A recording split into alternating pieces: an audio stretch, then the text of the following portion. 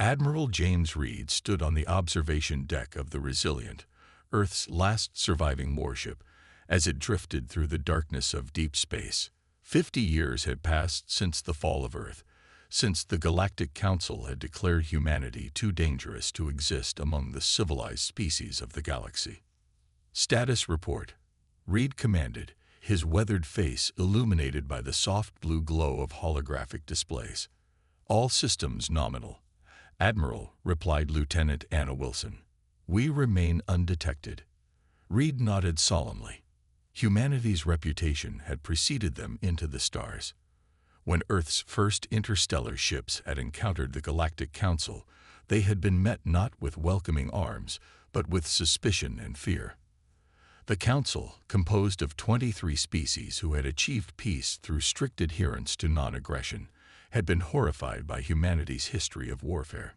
The human delegation had tried to explain that conflict had forged them, strengthened them, but had ultimately led them to value peace more deeply than species who had never known its absence. The Council refused to listen. Humanity was deemed a warrior species, too unpredictable, too dangerous to join the galactic community. When diplomatic channels failed, the Council had acted swiftly. Their combined fleet descended upon Earth with overwhelming force. Billions perished in the initial assault. The surviving human fleets fought valiantly, but were outmatched and outgunned. Or so the Council believed. Admiral Wilson's voice broke through Reed's memories. We're receiving a signal from Captain Thomas. Reed's eyes narrowed. Put him through. A holographic projection of Captain Marcus Thomas appeared before Reed. Admiral, Operation Phoenix is ready. The sleeper cells are in position throughout Council space. Reed's expression remained impassive, but inside, a flame of hope kindled. When the Council had attacked Earth, they had expected humanity to fight as they always had, directly, openly, with ships and soldiers. They never considered that humanity might adapt, might fight differently than before. Begin the operation, Reed ordered. For decades, while the Council believed humanity all but extinct, the survivors had been building a network across the galaxy. Human operatives, disguised with genetic modifications, had infiltrated every level of Council society. They learned the aliens' languages, their customs, their weaknesses. Deep in the Resilient's hold lay humanity's greatest secret, the Nexus, a quantum communications network that connected the human operatives scattered throughout Council space. From the lowliest maintenance worker to high-level advisors, humans had embedded themselves everywhere, waiting for this moment. All cells acknowledge. Admiral Wilson reported. Operation Phoenix commencing. Reed turned his gaze to the stars. The Council had united 23 species, imposing peace through strict control. Any species with a history of warfare was subjugated or destroyed. They believed conflict was an evolutionary mistake, a flaw to be eliminated. What they failed to understand was that conflict had given humanity something the Council species lacked: adaptability, ingenuity, and an unyielding will to survive. They thought they destroyed us, Reed murmured. They never understood what they were fighting. Throughout Council space, human operatives began to act, not with weapons or direct attacks, but by exposing the corruption within the Council itself, releasing information about species that had been subjugated, revealing the truth about Earth's destruction. The first phase of humanity's revenge had begun, not with fire and destruction, but with the most powerful weapon of all, the truth. Reed's gaze hardened as he stared into the void. Begin the countdown to Phase 2. The Council chambers on Centauri Prime erupted into chaos. High Councilor Tarn of the Vexari species slammed his appendage against the central podium, demanding order as delegates from a dozen worlds shouted accusations at one another. These are fabrications, lies, he bellowed, his voice booming through the Grand Hall. Ambassador Leela Mercer, officially representing the Proximan mining colonies, but secretly one of Reed's agents, remained perfectly calm amidst the pandemonium. 6 months had passed since Operation Phoenix began, and the carefully planted seeds of discord were blooming spectacularly. The records speak for themselves. High Counselor, she said, her voice measured but audible to all. The Council authorized the genocide of Earth without a formal vote. The Vexaries circumvented proper protocols. 11 billion humans died because you deemed them too warlike, while secretly preparing your own military expansion. More shouts erupted. The Vexarii had long positioned themselves as the architects of galactic peace, the wise elder species guiding the younger races. Now, evidence of their hypocrisy lay exposed for all to see. Aboard the Resilient, Admiral Reed and his command staff watched the transmission with grim satisfaction. Phase 1 has exceeded expectations, Lieutenant Wilson reported. Council unity is fracturing faster than anticipated. The Nelvarans and Tigans have already withdrawn from the Mutual Defense Pact.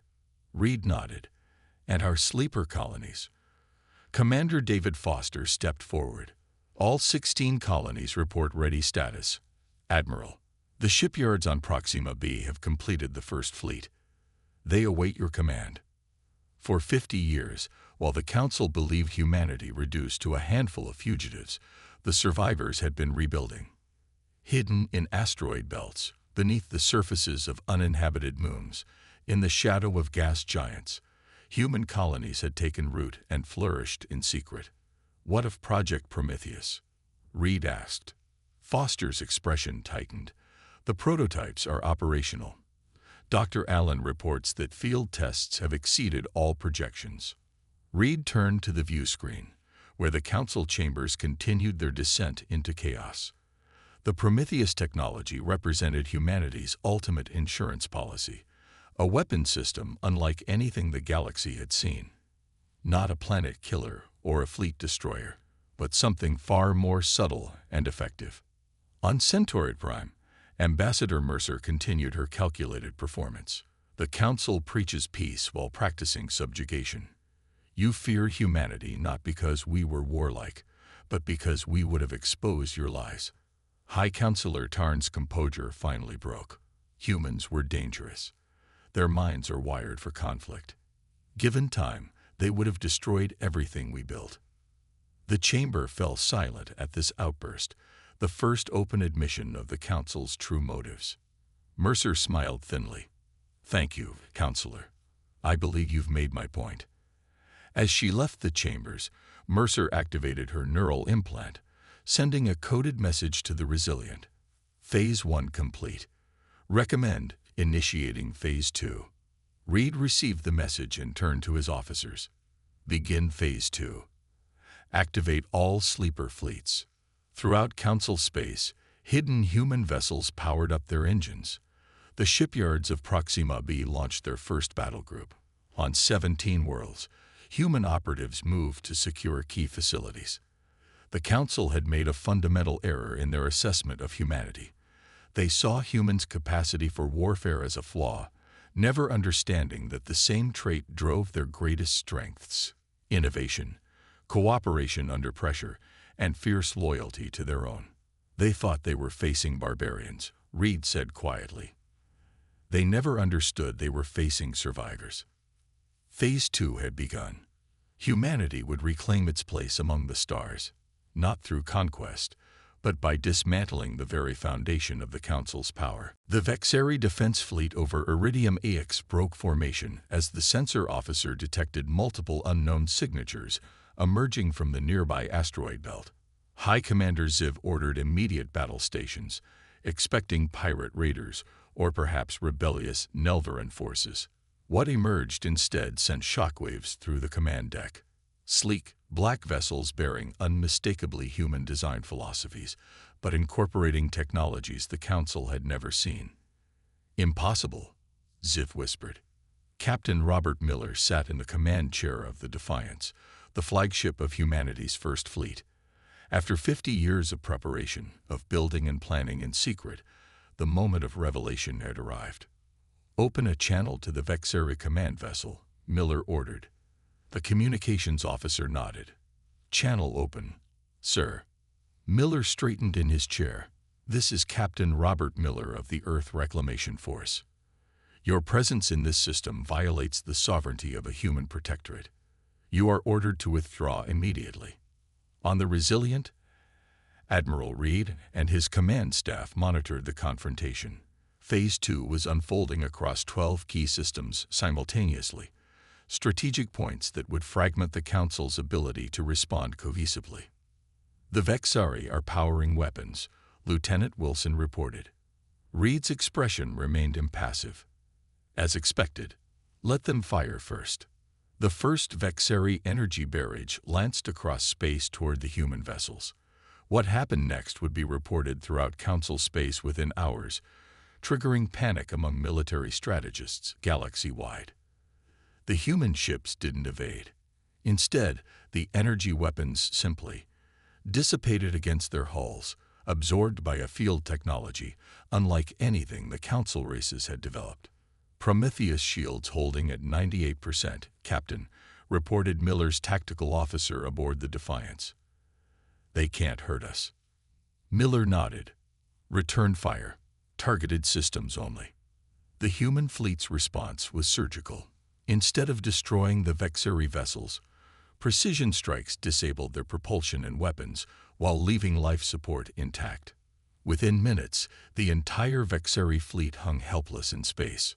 All enemy vessels neutralized, the tactical officer announced. No casualties reported on either side. Miller opened the channel again. Vexari Commander, your forces have been disabled, not destroyed.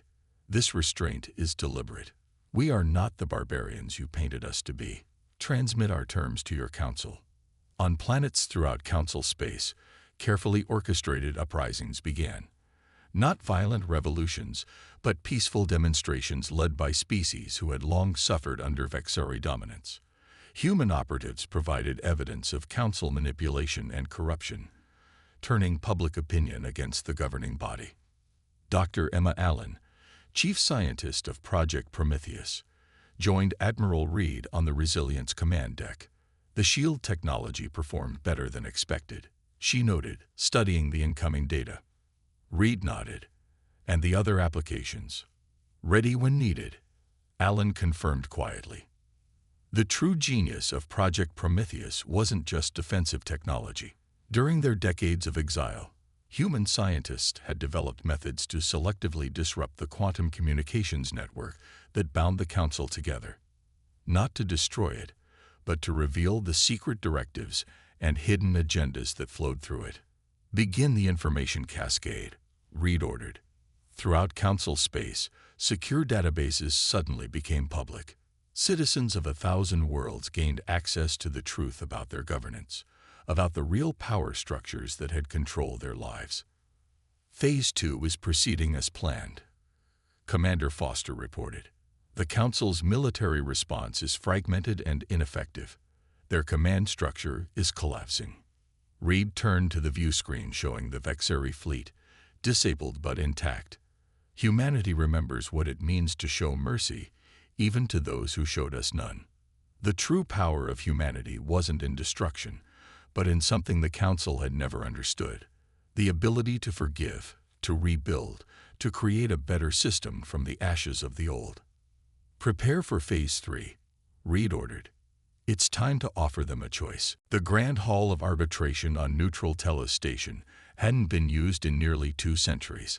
Originally built as a forum where disputes between species could be resolved peacefully, it had fallen into disuse as the Vexari-dominated Council consolidated power. Now, representatives from 37 spacefaring species gathered within its restored chambers. At the center table sat Admiral Reed, Captain Miller, Ambassador Mercer, and Dr. Allen, humanity's delegation. Across from them, High Counselor Tarn and the remaining loyal Council representatives faced them with a mixture of fear, resentment, and grudging respect.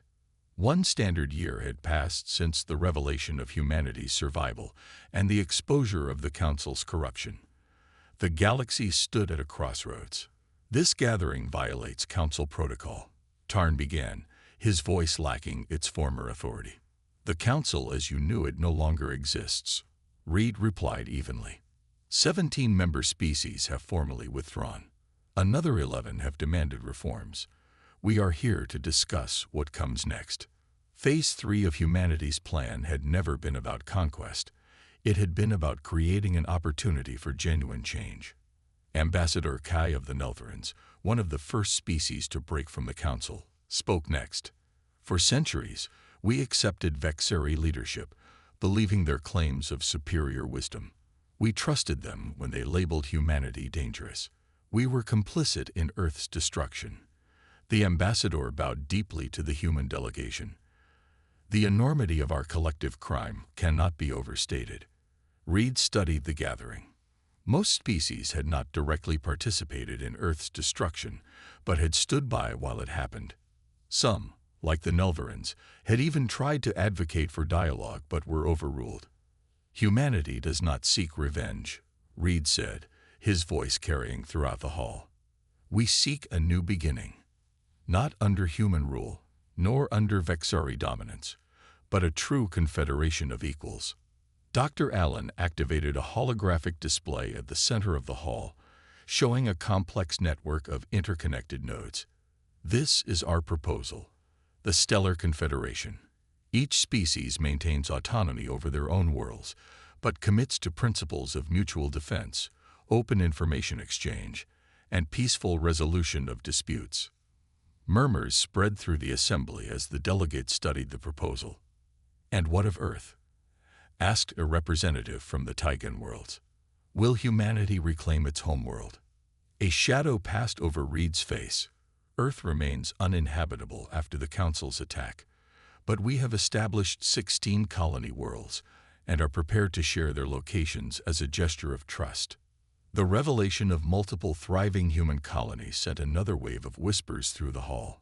The species that had tried to exterminate humanity had instead scattered them among the stars, inadvertently ensuring their survival. High Counselor Tarn leaned forward. And if we refuse this confederation, will you use your Prometheus technology against us? Will you become the conquerors you claim we were? Reed met his gaze steadily. No, each species will choose its own path. Those who wish to continue under the old council system may do so. Those who wish to join the confederation will be welcomed. We offer choice, something the council never did. Ambassador Mercer unveiled the final component of humanity's proposal, a Truth and Reconciliation Commission to document the full history of the Council's actions, including Earth's destruction. Not to punish, but to ensure such atrocities would never be forgotten. We were not destroyed because we were violent, Reed concluded. We were targeted because we represented change. Because our history, with all its conflicts and resolutions, proved that species can evolve beyond their past. The Council feared that example. By day's end, 29 species had signed the provisional charter for the new Stellar Confederation. Even several former Council loyalists, seeing the way the tide had turned, requested permission to join. Aboard the Resilient that evening, Reed stood again at the observation window, Lieutenant Wilson at his side.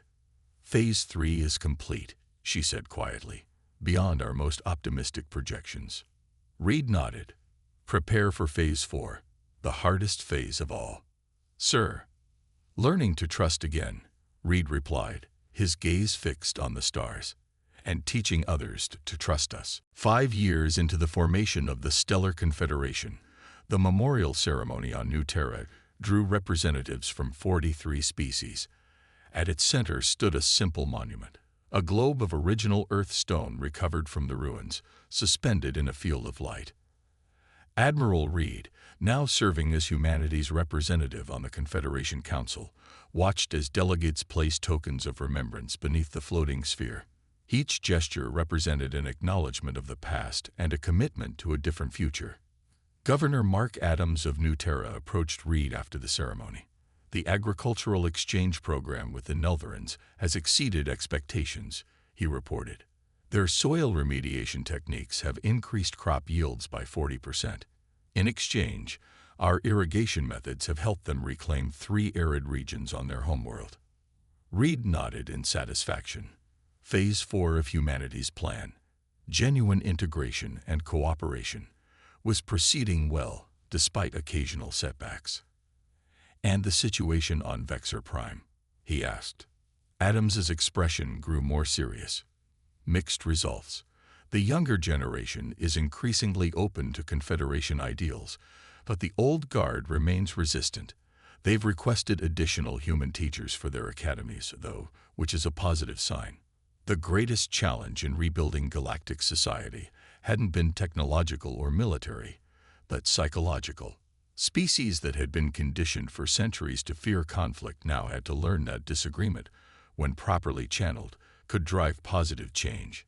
Humanity's unique contribution to the Confederation was precisely what the Council had feared most: their experience with overcoming conflict rather than avoiding it. Dr. Allen joined them, now serving as head of the Confederation's Science Directorate. The first joint research station in the Horsehead Nebula is online, she reported. 10 species working together on Project Renaissance. Project Renaissance represented the Confederation's most ambitious undertaking: the development of technology to potentially restore Earth, not to recolonize it. Earth had become a sacred site in human culture, but to heal the wounds inflicted by the Council's weapons. Any progress on the radiation remediation? Reeve asked. The Tigan biochemists have made a breakthrough, Allen replied. Combined with Nelvarin energy manipulation techniques and our own nanite technology, we might begin preliminary testing within 5 years. As they spoke, a commotion near the memorial drew their attention. A small group of Vexeri youth, against the wishes of their elders, had arrived to pay respects.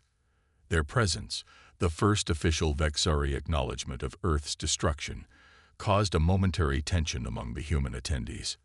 Reed moved quickly to the scene, where Captain Miller, now Admiral Miller, had already positioned himself between the Vexeri delegation and several angry human colonists. They have no right to be here, one colonist shouted. Their people destroyed Earth. The lead Vexari, barely an adult by their standards, stepped forward despite Miller's protective stance. We come to learn, the young Vexeri said, to understand what our ancestors did, to ensure it never happens again. Reed studied the young alien. Knowledge of history is the first step toward a better future, he said finally. You are welcome here. The moment passed without incident, but it highlighted the ongoing challenges. Revenge would have been simpler than reconciliation. Domination would have been easier than cooperation. The path humanity had chosen required constant vigilance against their own darker impulses. Later, in the Confederation Council chambers, representatives from 30 species debated the expansion of the Joint Fleet Program. The Prometheus technology had been shared with all Confederation members, not as a weapon, but as a shield. Humanity could have used this technology to rule the galaxy, noted the Tigan representative. Instead, they shared it freely. This is the difference between power and wisdom. Reed listened silently. Phase 4 was the open-ended phase, the one without a clear endpoint. It wasn't about defeating an enemy, but about building something that would outlast any single species' dominance. We need to prepare for the next challenge, Reed told his advisors that evening. The galaxy beyond our borders is watching, some with hope, some with fear. The true legacy of humanity wasn't their survival against impossible odds. It was what they chose to build after surviving. Unknown vessels detected at the edge of the Cygnus Arm, reported the monitoring officer at Confederation Outpost Epsilon. Configuration matches no known design in our database. Within hours, similar reports came in from 7 different sectors. After 15 years of rebuilding and expansion, the Stellar Confederation faced its first potential external threat. Admiral Miller, commanding the Joint Confederation Defense Fleet, dispatched scout vessels to investigate. The Resilient, now retrofitted with the latest technologies and serving as his flagship, moved to a central position from which it could respond to any sector. First contact protocols are in effect, Miller reminded his multi-species crew. We observe, we communicate, we protect, in that order. The beings that emerged from the massive vessels called themselves the Drox. They claimed to be explorers from a distant galactic cluster, but their heavily armed ships suggested other purposes. On New Terra, now the unofficial capital of human settlements, Admiral Reed convened an emergency session of the Confederation Council. The Drox have made identical approaches to 17 systems simultaneously, Reed informed the gathered representatives. They're offering protection in exchange for resource rights and territory. 3 independent systems beyond our borders have already accepted their terms. Ambassador Mercer, now serving as diplomatic director, delivered her assessment. Their technology is advanced, but not overwhelmingly so. Their true advantage is information. They seem remarkably well informed about our recent history and political divisions. A murmur ran through the council chamber. The Vexari representative, one of the reformists who had embraced Confederation principles, spoke up. They're exploiting knowledge of our past conflicts. They approached Vexari colonies with promises of restoring our former authority. Similar reports came from other representatives. The Drox were offering each species exactly what would most tempt them, playing on old grievances and ambitions. This is the test, Reed said quietly. Not of our technology or our military, but of our unity. The council debated through 3 full cycles. Some advocated immediate military preparation. Others favored diplomatic engagement. A few even suggested accepting the Drox offers and negotiating better terms. When Reed finally called for a vote, the decision was unanimous. The Confederation would stand united, engage diplomatically from a position of strength, and make clear that all member worlds were under mutual protection. Ambassador Mercer led the diplomatic mission aboard the Harmony, a vessel specifically designed for first contact scenarios. Her team included representatives from 12 species, including both former Council loyalists and those who had suffered under Council rule. The Drox commander received them aboard his massive vessel, clearly surprised by the diverse delegation. "We understood your species were recently at war," the Drox commander stated. "Our intelligence suggested deep divisions remained." Mercer smiled. "Your intelligence is outdated. We had our differences. We resolved them." The negotiations lasted weeks. The Drox, realizing their strategy of division had failed, became increasingly transparent about their true intentions: resource extraction and territorial expansion. When they finally resorted to threats, Mercer simply activated a holographic display showing the combined Confederation fleet holding position just outside the system, ships of every member species flying together. "The Confederation offers friendship and trade," she said calmly, "but we will defend our members. All of them." The Drox withdrew from Confederation space within a standard month, focusing instead on the unaligned systems at the galactic fringe. On New Terra, Reed received the news with profound satisfaction. The true test of the Confederation hadn't been defeating an external enemy. It had been standing together despite their differences. That evening, Reed visited the Earth Memorial for what would likely be the last time. At 87, he knew his days of active leadership were drawing to a close. Lieutenant Wilson, now Admiral Wilson, found him there, gazing at the suspended globe of Earthstone. "The restoration project begins next month," she told him. "Dr. Allen says we might see the first signs of recovery within our lifetime." Reed nodded. "We came so close to extinction. One ship, a few thousand survivors, scattered across hostile space. And now 47 species working together," Wilson replied. "Because you chose a different path. Not conquest, but cooperation." Reed shook his head. "Not me. Us. All of us who remembered what humanity really stands for. Not just our capacity for war, but our greater capacity for peace." The secret warlords of the cosmos had never been individual humans. It had been humanity's collective will to overcome adversity, to adapt, to forge unity from conflict. That was the legacy that would outlast them all. 100 years after the formation of the Stellar Confederation, the ceremony to commemorate Earth's restoration drew representatives from 73 spacefaring species. Some had been part of the original Confederation. Others had joined in the decades since. The massive viewing gallery orbited a transformed Earth. Centuries of devastation had been gradually reversed through the combined sciences of dozens of species. Blue oceans shimmered beneath wisps of white clouds. Green forests had reclaimed barren continents. The planet wasn't yet ready for full recolonization, but life had returned. Professor Thomas Reed, great-grandson of Admiral James Reed, stood at the podium as the historical advisor for the ceremony. At his side, representatives from every member species waited to deliver their addresses. 100 years ago, Thomas began, the survivors of Earth's destruction faced a choice. They could seek vengeance against those who had nearly eradicated their species, or they could build something new from the ashes of the old. The viewing gallery fell silent as historical holograms activated, showing the resilient as it had been.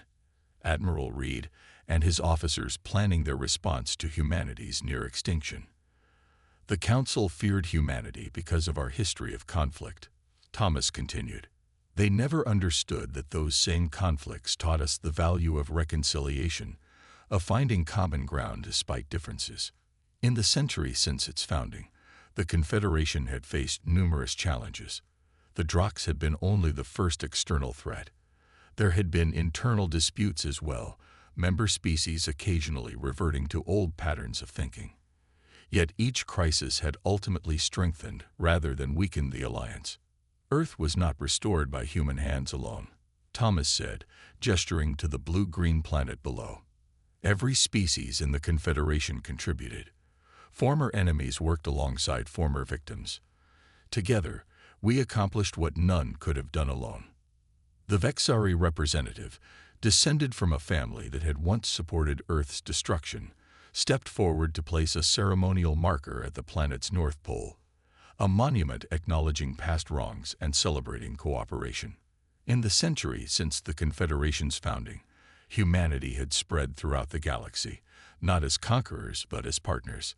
Human adaptability and innovation, combined with the unique strengths of each member species, had driven unprecedented progress and exploration. Earth itself would remain largely uninhabited, a living monument and nature preserve.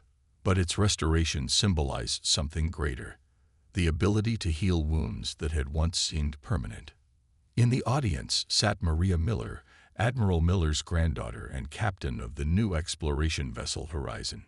Beside her was Dr. Call, a Nelvaran scientist whose great-grandfather had been one of the few council members to oppose Earth's destruction. "Your ancestors would be proud," Dr. Call said quietly. "They transformed apocalypse into renaissance." Maria smiled. "They always said the secret of humanity wasn't our technology or our military strength. It was our ability to learn from our mistakes." As the ceremony concluded, the assembled delegates watched the first seeding ships descend to Earth's surface, releasing carefully engineered wildlife to rebuild the planet's biodiversity. Species that had once been extinct were returning, their DNA preserved in humanity's evacuation archives. Thomas Reed completed his address. The Council believed humanity's warrior history made us dangerous. They were right, but not in the way they thought. We learned from every conflict in our history. We carried those lessons to the stars. And when faced with extinction, we chose not to become the monsters they feared, but to show them a better way. The Confederation had long since surpassed the old Council in size, scientific achievement, and stability. Species that would have been deemed too primitive or too warlike under Council doctrine were now valued members, their unique perspectives strengthening the whole. Professor Reed gazed at the restored Earth, thinking of his great-grandfather. The Admiral had never lived to see this day, but he had believed it would come. The true secret of humanity's legacy, Thomas concluded, was never our capacity for war. It was our greater capacity for peace, hard-won, born from conflict, and therefore unbreakable. As the ceremony ended, the delegates returned to their ships, vessels of every design from worlds across the galaxy, flying together under the Confederation banner. Humanity had indeed left its mark on the cosmos, not as conquerors or warriors, but as architects of a peace stronger than any that had come before. The secret warlords had transformed themselves into something greater, builders of a lasting peace.